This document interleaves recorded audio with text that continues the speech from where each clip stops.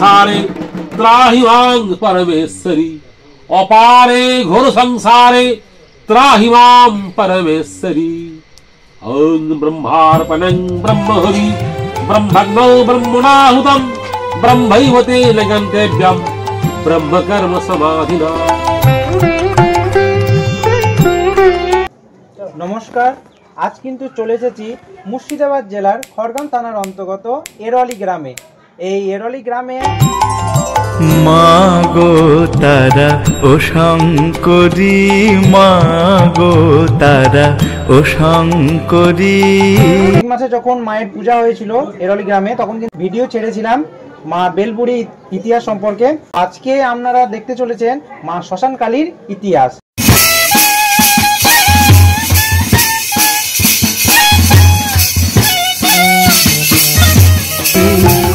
তুমি কোন বিচারে আমার উপর করলে দুঃখের ডিক্রি জারি, মাগো তারা ও শঙ্করী, মাগো তারা ও শঙ্করী। আজ কিন্তু আপনারা শুনবো যে মা শ্মশান কালীর ইতিহাস। তো প্রথমেই পরিচয় করি। নমস্কার, আপনারা যদি পরিচয়টা দেন। আমি অপূর্ব রায়চৌধুরী, আমার পিতার নাম প্রিয়নাথ রায়চৌধুরী। আমাদের বংশে এই ঠাকুরটি, এই কালীটি পূজিতা হন। তো মায়ের পূজা কখন হয় এবং কোন মাসে হয়? অজ্ঞান মাসে অমাবস্যায় হয়। আচ্ছা, কত বছর ধরে হয়ে আসছে? 400 বছর, সবচেয়ে পুরনো। প্রথম কিভাবে মা এখানে এলেন?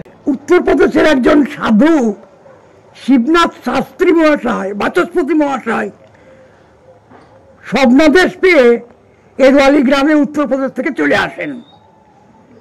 তারপর উনি এখানে শ্মশানে একটি আশ্রম স্থাপন করেন।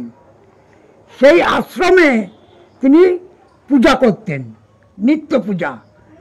তারপর পূজা করতে করতে তিনি বয়স্ক হয়ে উঠলেন। বয়স্ক হয়ে যাওয়ার পর তিনি চিন্তা করলেন, এই পুজোটা আমি কার ঘাড়ে দিয়ে যাব, কাকে দিয়ে যাব? তখন রক্ষাকর রায়চৌধুরী, আমার দাদু, ইন্দ্রনারায়ণ ভট্টাচার্যের মেয়েকে নৃসিংহবালা দেবীকে বিবাহ করেন এবং জমিদার রক্ষাকর রায়চৌধুরী এই পূজার দায়িত্বটা কাঁধে তুলে নেন।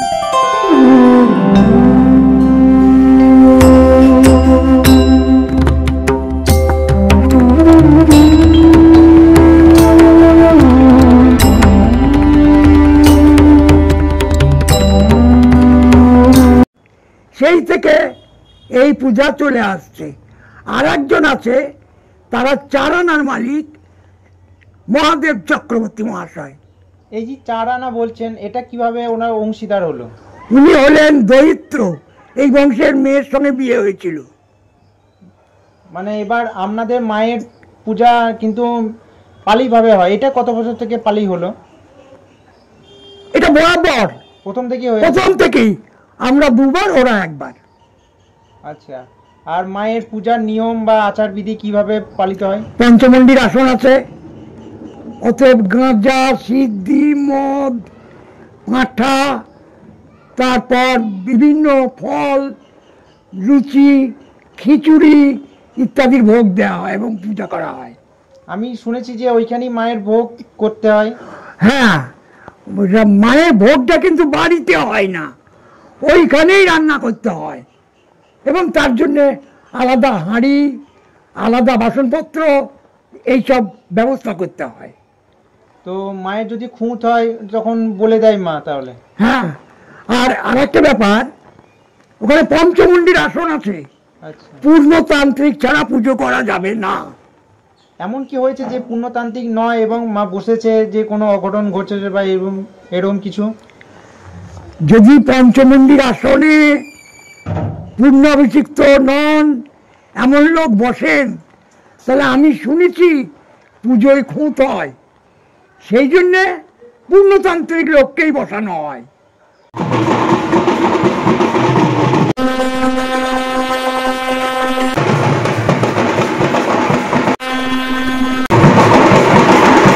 আপনাদের কার্তিক মাসে মা বেলকালীর পূজা আছে, আবার পরের মাসেই কিন্তু অঘ্রাণ মাসে শ্মশান কালী পুজো আছে। কতটা আনন্দ হয় বা কতটা আমাদের চিন্তার মানে পরের মাসেই আমাদের পূজা একটা শেষ মাস শেষ হতে? আমাদের চিন্তা নাই, কারণ আমাদের বাড়ির প্রত্যেকেই সার্ভিস করে বেশিরভাগ, এবং ধন সম্পদ আছে, যার জন্য কোনো অসুবিধা হয় না। আমরা আনন্দের সঙ্গে দুটো পুজোই অ্যাকসেপ্ট করি।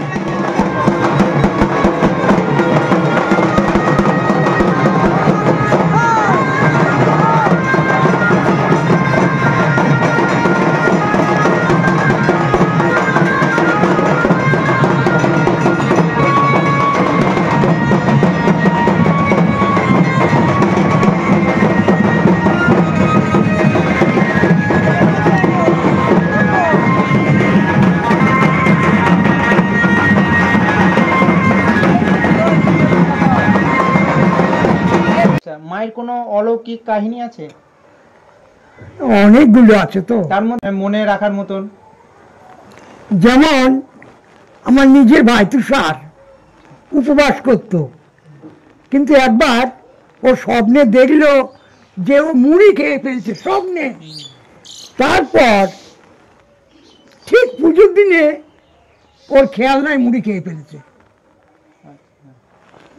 এইবার ও স্বপ্ন দেখলো যে মা রাগ করে বলছেন, তুই বন্ধ করে দিলি উপবাস এতদিনের। তারপর ও নেমে এলো, পুজোর পরের দিন নেমে এলো ওপর থেকে, নেমে এসে কলতলায়, তখন কল ছিল, মোটর ছিল না, কল টিপ ছিল, দেখছে বারবার চাদরটা, শীতকালে পুজো হয়, বারবার চাদরটা পড়ে যাচ্ছে। তখন ও চাদরটাকে বেঁধে দিল, বেঁধে নিল, দেখছে ওর পেছন দিকে কলারে ধরে টানছে। ও ঘুরে দেখছে মা স্বয়ং দাঁড়িয়ে। ও ভয়ে মেলায় দৌড় ওপর। আবার এতটাই মা জাগ্রত, এতটাই মা জাগ্রত।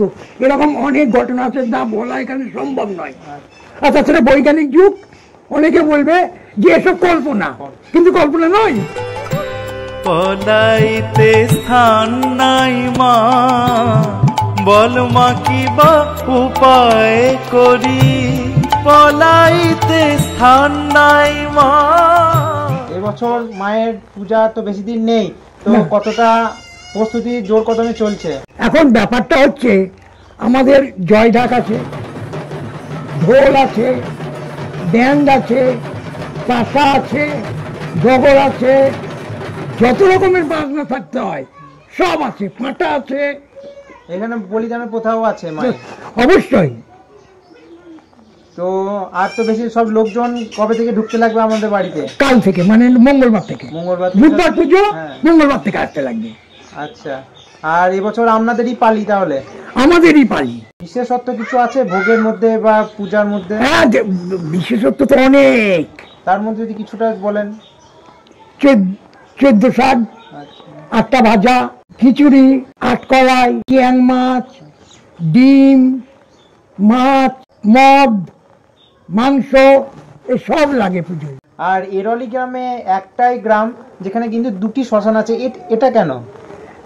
একটা ব্যাপার হলো যে আমাদের যে শ্মশানকালীর পুজোটা হয়, সেই শ্মশানটার ওপর, শ্মশানকালীর পাশ দিয়ে একটা বড় রাস্তা চলে গেছে। ওই রাস্তা দিয়ে দুনিয়ার যানবাহন যাতায়াত করে।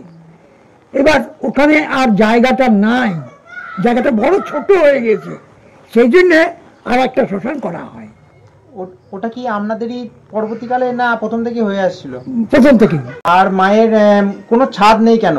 মায়ের একটা উদাহরণ দিই আমি। শ্মশানকালী গহরিয়া বলে একটা জায়গায় আছে, আচ্ছা, সেখানে ছাদ দেওয়া হয়েছিল। ছাদ মানে টিন। কিছুদিন পরে সেটা উড়ে পড়ে যায় সবটা। তারপর আবার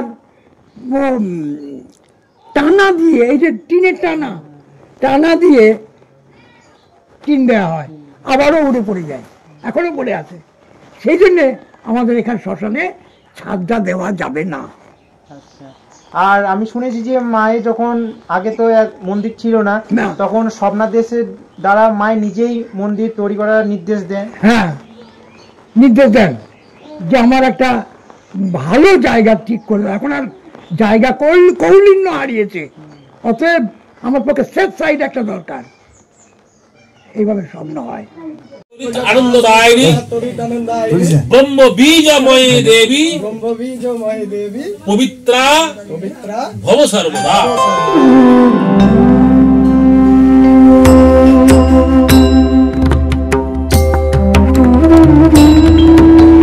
তো এখানে কি ভিন্ন ধর্মেও মানুষরা ভক্তি সহকারে মাকে পূজা করে? অবশ্যই, আশেপাশে সবই তো মুসলমান, তারা সহযোগিতার হাত বাড়িয়ে দেয়। কেউ লাইট দেয়, কেউ প্রসাদ দেয়, কেউ দাঁড়িয়ে থেকে পুজোটা করায়, ভক্তি করে, প্রচন্ড ভক্তি করে, ভাবা যাবে না।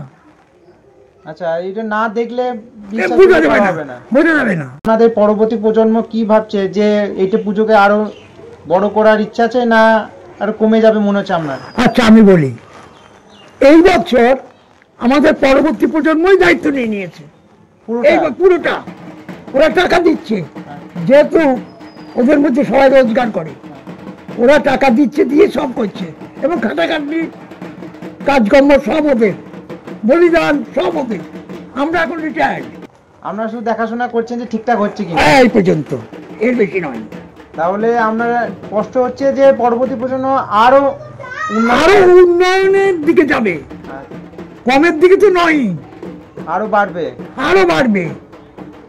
ঠিক আছে, এতক্ষণ আমাদের সঙ্গে ছিলেন, ধন্যবাদ এতক্ষণ সঙ্গে থাকার জন্য।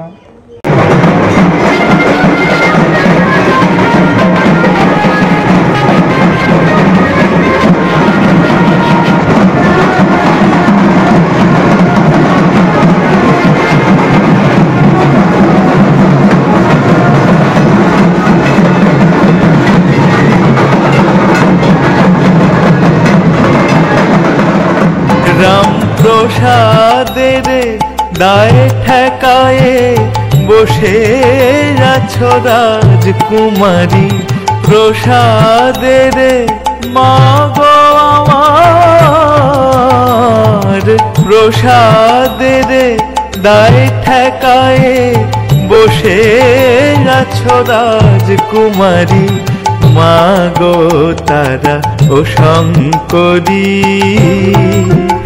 তুমি কোন বিচারে আমার উপর করলে দুঃখের দিকরি জারি, মাগো তারা ও শঙ্করী, মাগো তারা ও শঙ্করী।